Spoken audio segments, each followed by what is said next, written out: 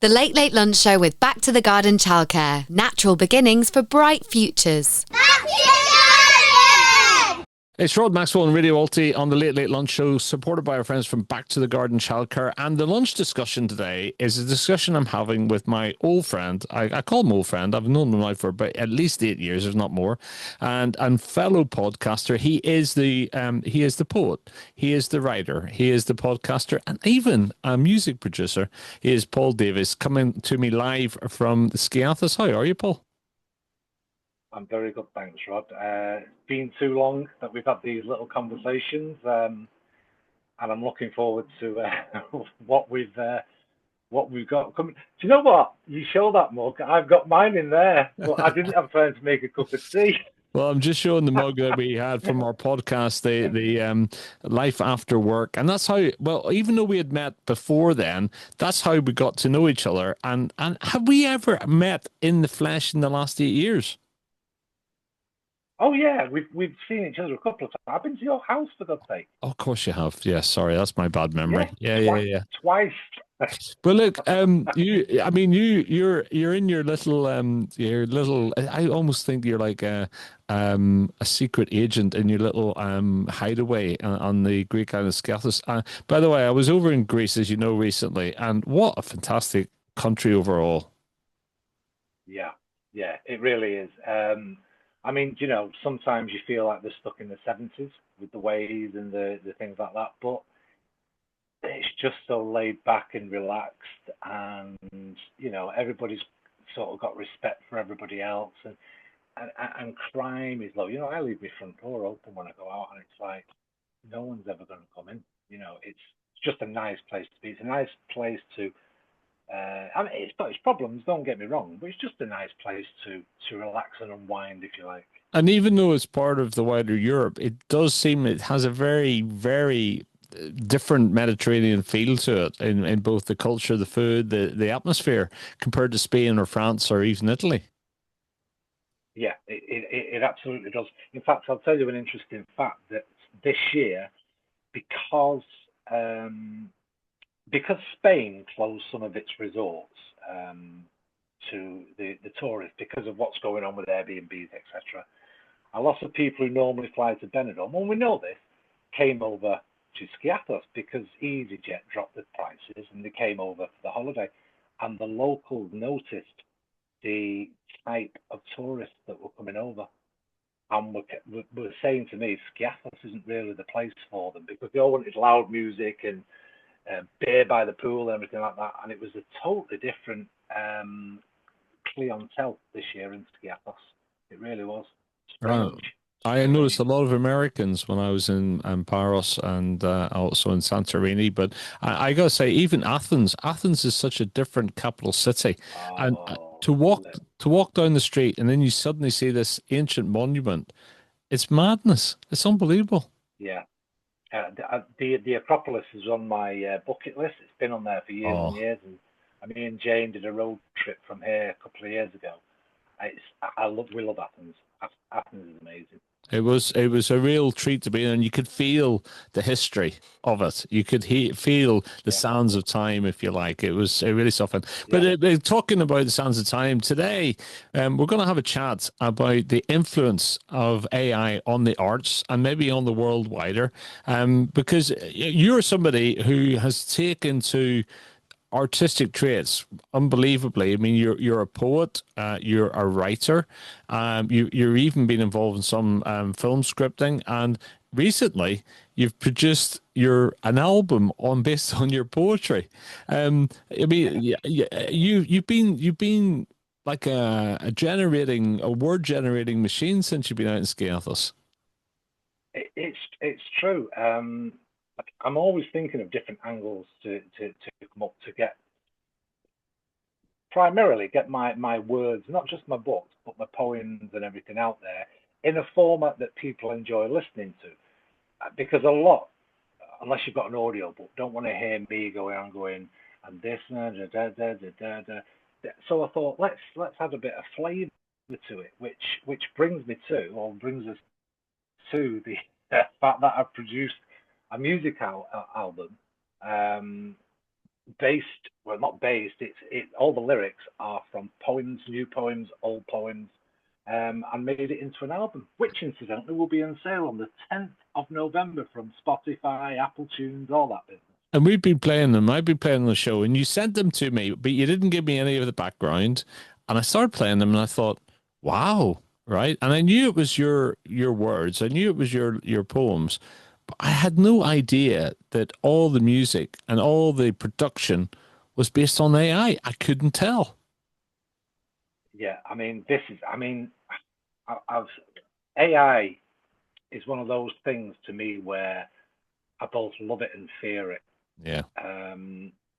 I, I fear it because it is capable of doing what I do primarily, and that's writing a book for somebody. Somebody can put a plot in, and suddenly they've got their own book out.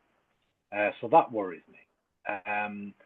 But yeah, and then it excites me because I tried this little app. I mean, it's not as simple as it sounds, but in simplistic terms, I basically put my lyrics in there, decided what style, what tempo, what instruments in there, and press generate.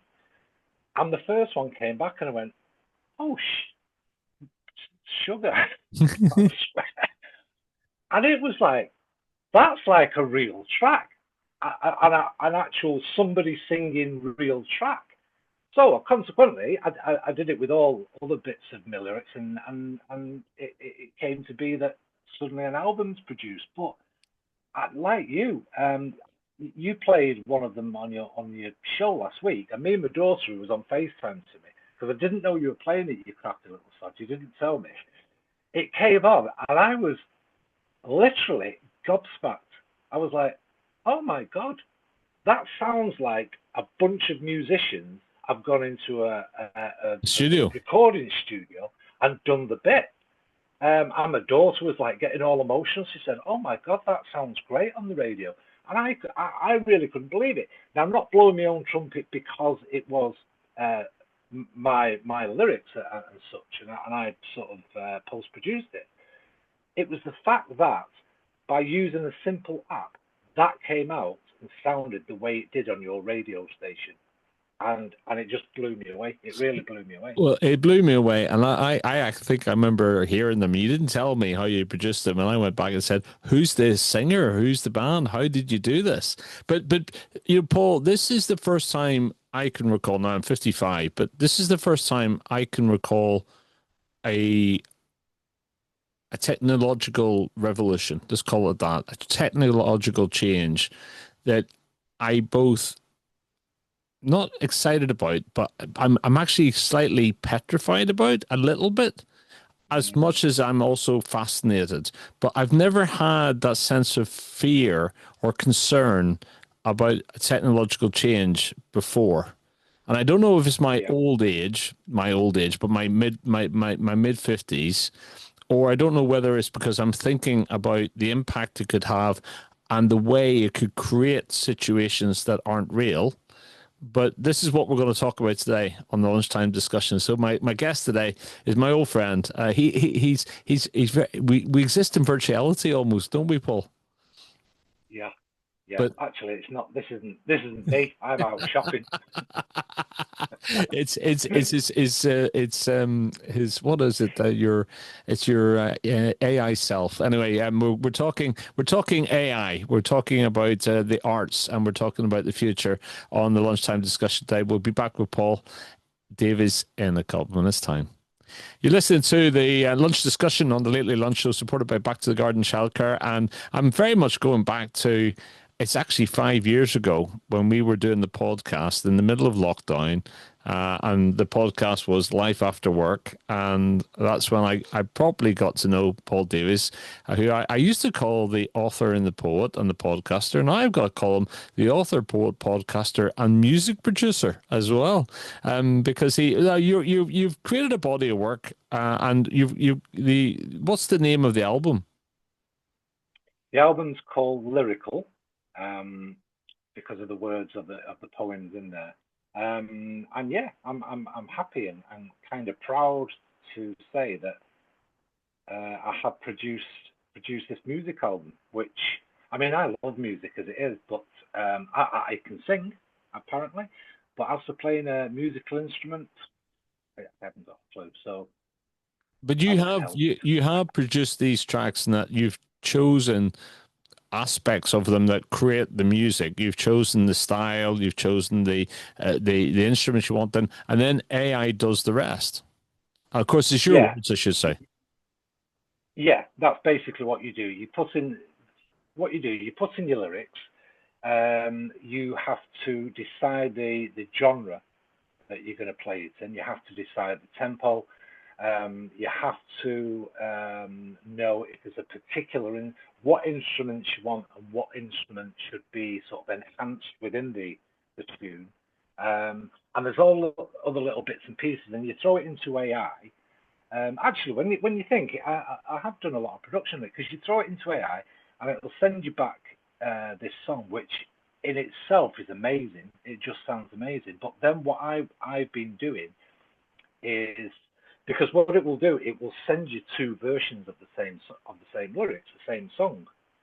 Sometimes they're miles apart, sometimes they're more or less same. But what I've been doing is taking them into my laptop, put them into an editor, if you like, and chopping the tracks up, restitching them so there's more words and it comes in better, or taking bits from another song, chopping them up and putting them together, so they make sort of either longer songs or more, what's the word, sort of more in line with you know, there's no breaks, there's no sudden breaks where people don't expect them to be.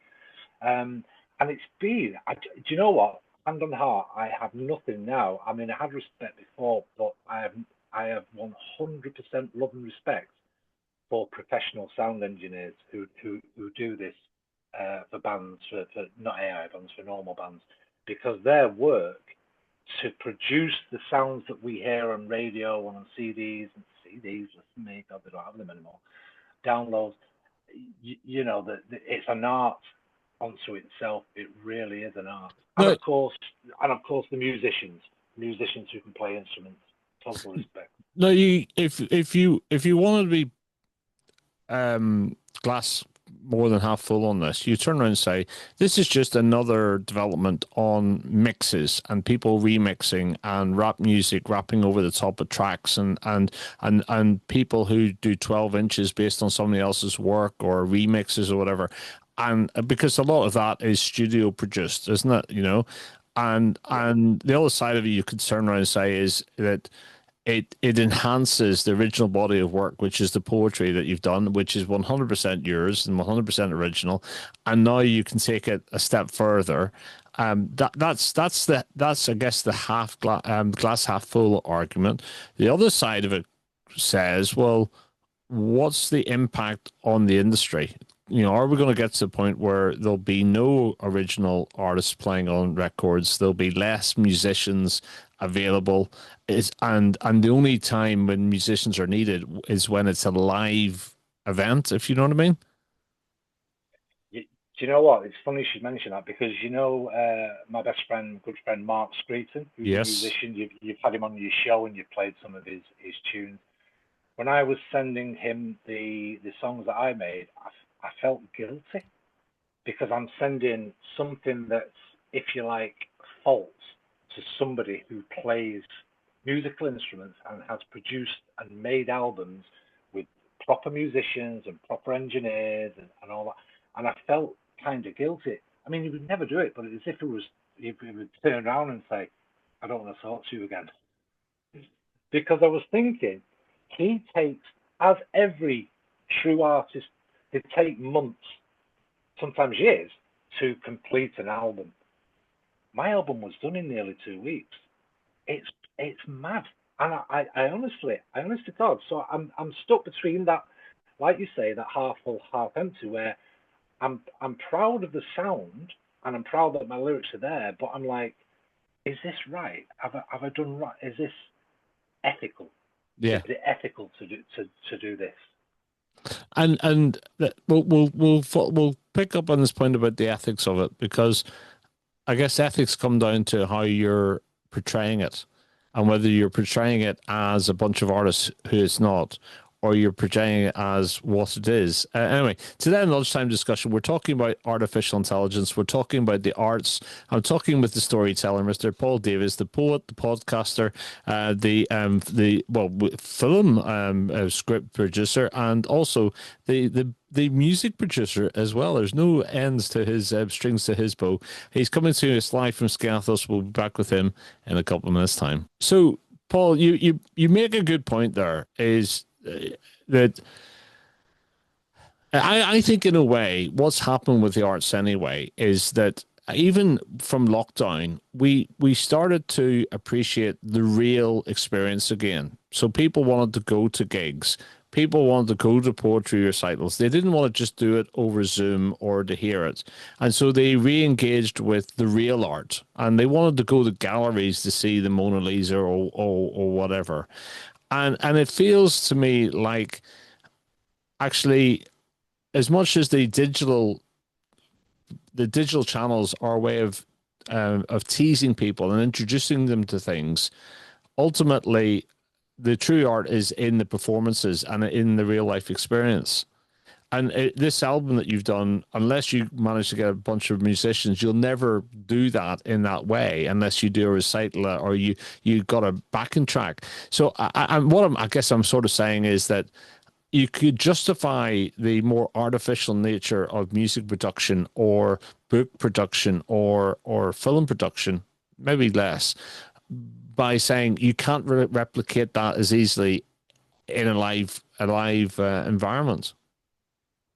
Yeah, that's absolutely right. But just to be clear, why I've done this album was to enhance the poetry within the songs. You know, I've no intention of wanting to go on a tour or play live, or if somebody came up to me and said, "Can you?" I would say, "Look, it's down to AI." You know, I'm not looking for that walk of fame into the music business. I had that ambition, and that was when I was in my late teens, and I wanted to be a musician and became a drummer. So no, I make no excuses for doing it, because it was primarily and in a nutshell just to enhance the poetry. And B, if somebody said I'd like to do a tour, I'm stumped. I could probably get musicians together, and my daughter keeps saying you could sing those, and I could, because I've sang to them and I know I can sing them. Not that I would, but I would never want to be in a position where somebody thinks that I'm a singer with a group of musicians ready to go, because I'm not. So your intention was never. It was basically to promote the poetry in a slightly different format, never to actually, try to create a record career for yourself, if you like. No, it wasn't that. It was like you say. It was literally. I mean, because what I've been doing in the past is writing poem books, sticking them on Amazon, and I don't think there's not a lot of people that sit down. Well, there probably is, but sitting down to read a poetry book as opposed to a novel is not something that's appealing to many folk. Listening to lyrics on a current sounding tune, where those lyrics are put to some fantastic sounding tune, that appeals more to people. So it is more to get the poetry out there, rather than say, "Oh, look, I'm a rock star," because I'm really not. But again, when you're saying that, and something that struck me as you say that, is that there's a lot of people who write, whether it be film scripts, write poetry, write books, and they're very formulaic, right? They have a formula, they stick to it, they tweak things, but it's a style that is very formulaic, and actually they're just replicating the same template, right? I mean, would you agree? There's definitely that type of thing. And I wonder, really, in defense of more AI generated content, that it's actually doing the same thing. It's plucking different formula together and producing something. And yeah, that is where you're right. Now, do you know, I've been pulling my hair out thinking about using AI and stuff like that. But if you go back to the 90s, where drum sampling was all the thing, and guitar sampling, you have a little drum box machine. In a way, that's you're bringing all those sounds together that you haven't made. You press the button on a drum box, say a beatbox or whatever it is, and you'd sample this and you brought it all together to make a tune. That's in a way artificial. It's not. I'm not saying it's artificial intelligence, but it was an artificial way of putting tracks onto a song. So the way I've done it, it's that advancement in technology that's made it available for me to do. What worries me, and I would never do this because I'm still fearful about AI. What worries me is how far, and we talked about this slightly off air, how far people are willing to go using AI, how far AI can go to make a situation so believable, people don't know the difference between AI and real life. That's the thing that worries me. Well, we'll come on to that next. We'll take a break. We're talking to Paul Davies, the storyteller, the poet, the podcaster, the music producer, I'm going to call him now, and also the film script writer, live from Skiathos. We'll be back in a couple of minutes' time. So, Paul, we were talking offline about if you can create something through computer AI generation that actually feels so real that people wouldn't be able to tell the difference. How far could you take it? Now, one of the things I'm thinking about as we were talking about this is Hollywood's been doing this for years, right? So Hollywood produces something that looks real, but in fact is not. And they've also been using a lot of computer-generated graphics and that type of thing, partly because it's cheaper as well. So if, again, in defense of it, just for a minute, because it does put the fear of God in me sometime. In defense of it, you sort of say, this is just a shift in the continuum that we've been going on for a long time. And as long as you understand that what you're saying isn't real, then that's okay. And we love the movies because the movies in itself takes you away from real life. So the movies is on the tangent of real life, right? And that, in some ways, artificial intelligence is just another degree of that. The thing that's always on my mind is when people use it to create situations that are broadcast, like news, that did not happen, and it triggers an event. It purposely triggers an event, and we, the public, don't know the difference between the reality and the artificialness. I think that's when this gets dangerous.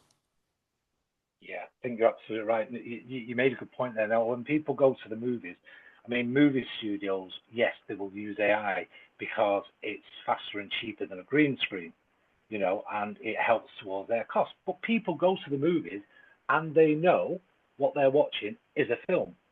They know it's got AI in it, and they enjoy the film, and it's a little step away from reality for a moment. But the key point is they know it's made up and it's a film. You're dead right in what you say. If somebody was to make, and it's possible, I've seen some of the videos that have been made with AI, where the characters look, they look. You could not tell the difference between AI and them being a human. They have weaved this story within the video, and you're like looking at it, like, my God, has that happened? And then suddenly at the end of these little videos, they've gone, it's okay, I'm AI, and the scene you've just seen is AI also.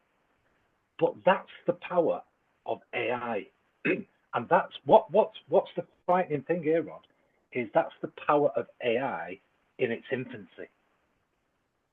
It's developed and getting faster and better every single day, and that's put into the hands of, let's say, some government or secret service high-tech guy,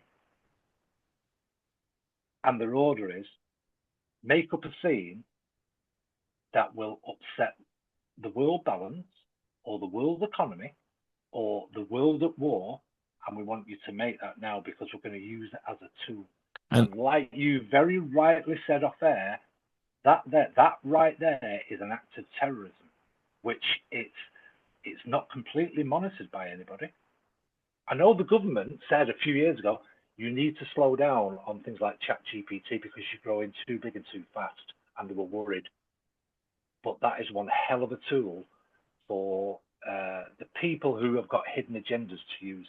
And that's where the world is working so fast and responds so quickly, and information disseminates so fast. You could see that it wouldn't even have to be a rogue state. It could be a keyboard warrior anywhere. It could fabricate a situation that starts to trigger some sort of event. Yeah. You get some. Do you know what? Right? It's like bank hacking, isn't it? You get some little spotty teenager on a computer that suddenly hacked the Bank of England, and there was a hack. I think it was last year, the year before, that took over the aviation system, and all the planes were grounded because all the controls were out. But you get some kid who wants to make a point and knows how to use AI and create something, and then, like you say, press share to the world. You just don't know what can happen, because especially people, right? I'll go for the excuse me, the older generation. And when I say the older generation, those who have no interest or don't know what AI is around. So your late 70s, your early 80s, some of those, but they see something on the news that's been generated by AI. A, they won't know the difference, and B, they'll probably believe what they're being told, and that's the scary thing. That's the scary thing about it. It is. Well, look, let's come back. Let's take a break and come back and continue our discussion on AI, because we've managed to scare the bejesus out of me. And let's see if we can find a brighter side to it. I'm talking to Paul Davies today, the poet, the podcaster, the writer, the film script writer, and also now the music producer as well. And we'll talk about where you can get his latest album very soon. We'll take a break and be back with you in a couple of minutes' time.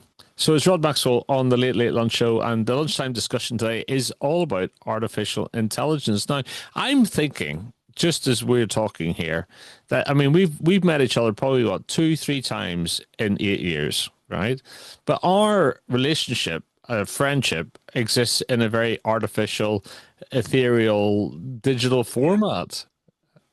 Yeah, it does. It's very strange, isn't it? How you become sort of close and in tune with somebody that, like you say, over the last 8 years, you've seen each other 3 times. We've seen more of each other on Zoom by Messenger than we have in the flesh.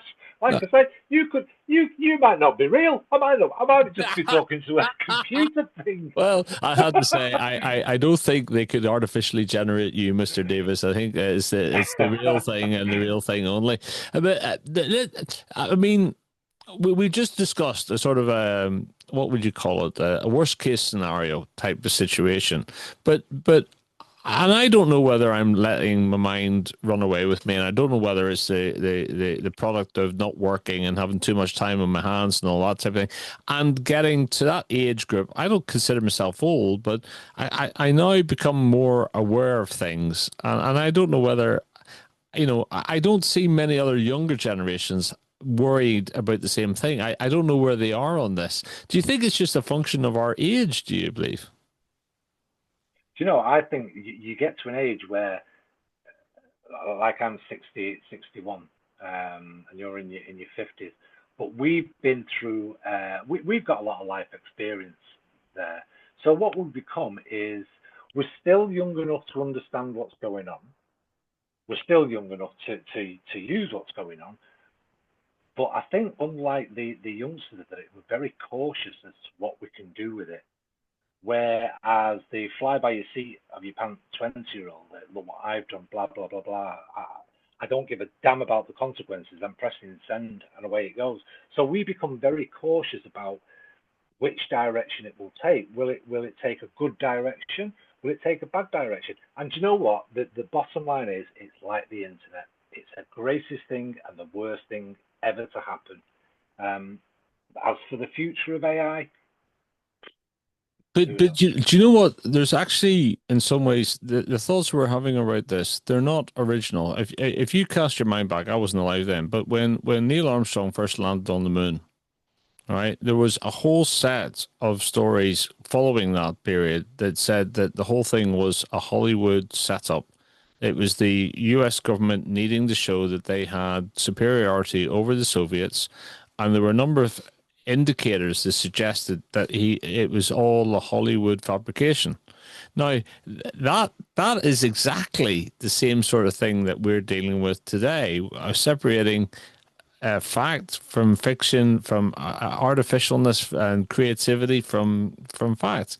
You know, and I've met Neil Armstrong, and I've always wanted. I wished I had asked him that question. Not that I ever thought I would have got a true answer to it, but it's interesting that what's really changed is the technology and the speed at which that technology can work. Yeah. But this has been a theme in the past. It has been a theme in the past, and the conspiracy theory about the moon landings is going on since the moon landing happened.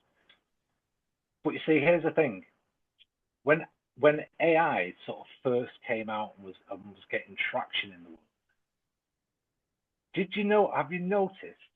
I've noticed this, and I might be totally off base here, but since the beginning of AI started coming in, there's been more interviews with Buzz Aldrin suggesting that the moon landing wasn't real than ever before. And you think to yourself, is that really Buzz Aldrin, or has somebody made him to say, they've made him slip up in what he's saying. Like he might say when we landed in the studio, landed on the moon, and you think that's somebody done, because there's more. Honestly, look for interviews for Buzz Aldrin. I think there's one with Neil Armstrong as well, where they're suggesting that they never actually went to the moon. They're in interview situations, and they've never actually been to the moon. It was all set up, and you think, are they real? Are they real? So, like we were saying before, I've become very not so much cautious and very skeptical. Skeptical. About what I see in the news. It's quite daunting, really. It is, and I think that questioning, that curiosity, is necessary in life, and I think in recently we haven't had enough of that. We've believed what we've been fed by governments and by the rich in society, etc. And actually, if all of this results in us challenging a little bit more, questioning a little bit more, maybe the end result of it will be that we will keep those who control our worlds more in balance, more in check than before. I don't know. Do you know what? I don't, and it's frightening to think. I'd say a few years ago, again before I sort of knew about how to use. I don't know how to use it now, but to get to grips with AI, I made a little video. It was a fun video. I was out in the port in Skiathos, and I had this app where you could you videoed the port, I videoed the ships, and I was actually able to add a fighter pilot coming down and blowing up one of the ships, and it looked so real. And you think, people get AI newsreaders. Look what's just happened in wherever, straight over to news, and you think, is that real or is it AI? I mean, do you know what? We're kind of, as I say, at the moment, I'm not 100% convinced that AI is the way forward in as much as my future and your future and the future of the world. But there are good things that come out of AI, aren't there? There are. I mean, the things like there's certain AI things now where doctors consult, and because they're so intelligent, they come up with answers for surgeons and doctor, try this or use this. So there is a lot of good still out there with AI, but it's just that small percentage, and there is a percentage of the world that just want to be bad sods all the way, and that will use it. And it was ever thus, wasn't it? It was ever thus that you can weaponize almost anything, and 99% of people may use it for good.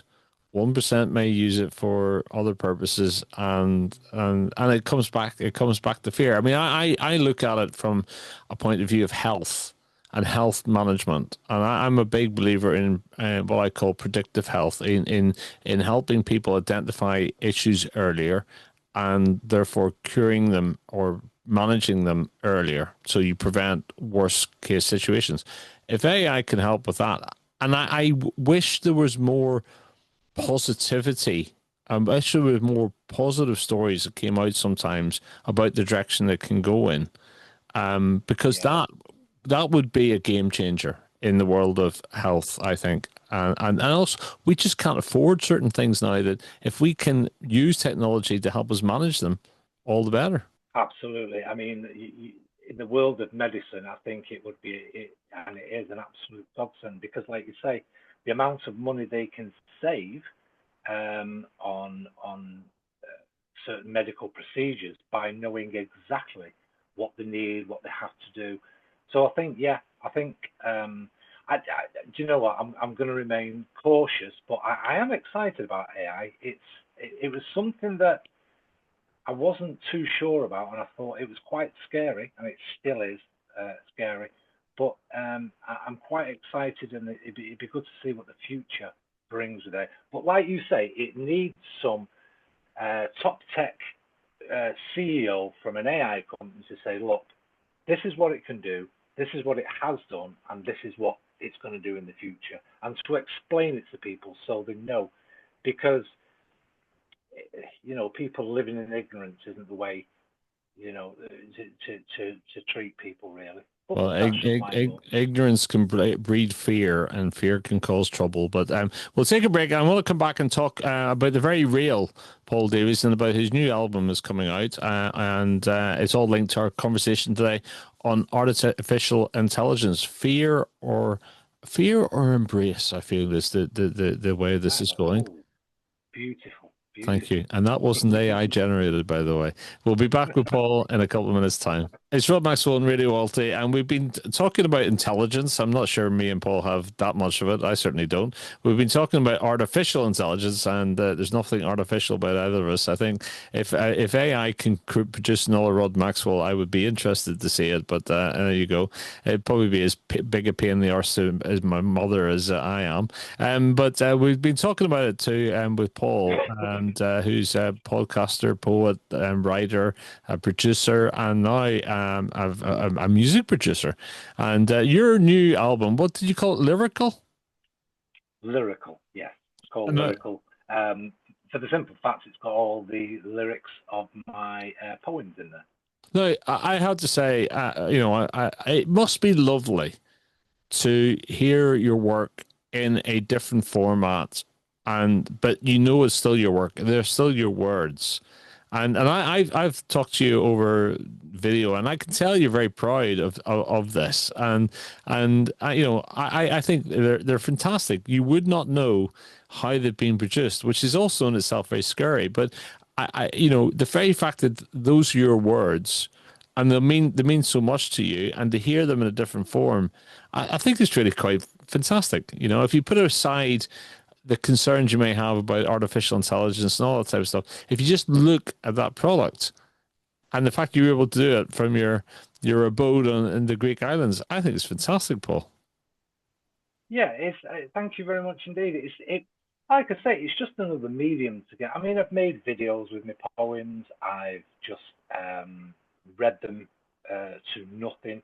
I put them in poetry book. It's just another tool to put my poems out there.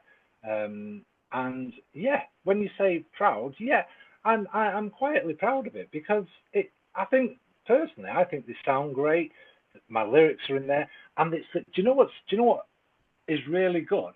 Some of the songs have mixed up the lyrics a little bit to make them fit into the song, which I think is very, very clever, very, very clever. But I get goosebumps listening to my own poems to this backing track, and do you know what, Rod? That's all it is, isn't it? It's a sample backing track. I make no claims that I've got this super band behind me and a great studio and a load of engineers. It's just me, sat at home, twiddling about with AI, doing a bit of mixing myself, and bringing something out. So yeah. But you know, Paula, when I think about it, you know, you think of some of the music producers in the past, and what they've been doing is chopping and changing and mixing other people's music, and nobody's ever really questioned it. They've turned around and gone, "Wow, fantastic! You reinterpreted the music," and ultimately, when it comes down to it, that's what you're doing. Yeah, Reinterpreting your poetry. Exactly. Yeah, that's exactly what I'm doing, and that's so right, Rod.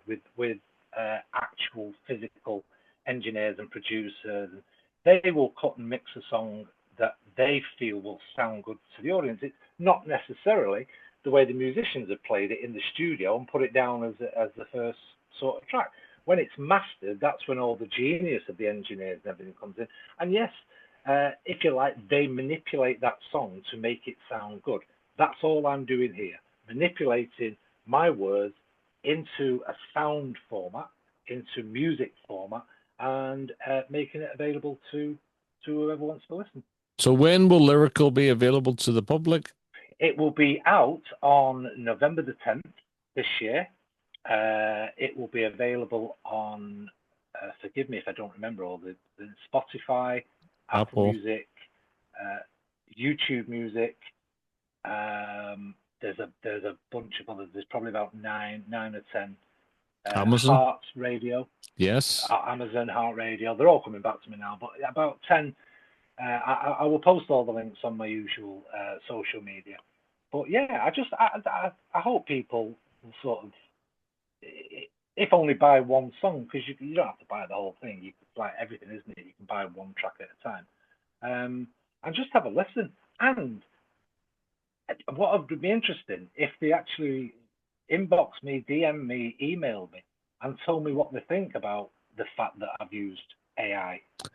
Do you know what I'm thinking as you're saying that is, if somebody contacted you and said, Paul, we've covered one of your songs with a real band. Wouldn't that be something? Yeah. And somebody then... Do you know the thing is, Rod? If somebody did that, the ordinary, some of the unscrupulous authors or poets out there would go, right, what's my cut? I would let them do it for free, because that, to me, is like the ultimate adulation for that particular song. I would love somebody to do that. We picked it up. This is our version, and it's all here. Yeah, bring it on. It'd be great. Well, bring it on. We're going to be bringing on AI. I think it's gone at such a rate, there's no stopping it. Where it will go, who knows? But I know that I've enjoyed having a conversation with a very real and not artificial Paul Davies. And Lyrical will be out on wherever you get your music from. On the 10th of November, did you say? The 10th of November, yeah. Okay, well, we'll have a virtual champagne launch, shall we? Yeah. Yeah. Do you know what will be interesting, Rod? If in another 8 years we come back and have the same discussion about AI to see how it's changed. Oh, I hope, to be honest, Paul, I hope I'm still doing this. I hope I'm still fit enough to be there. You're on. I'll put that in my diary for 8 years' time. You've been listening to the Late Late Lunch Show, the lunchtime discussion, artificial intelligence, fake or real. We'll come up with a better title. I might even go to Chat GPT and see if I can get a title for it. Paul, thank you very much indeed. No, thank you for having me on the show, Rod. Pleasure to see and speak to you as always. This is the Late Late Lunch Show with Rod Maxwell. Supported by Back to the garden! Where little explorers grow naturally.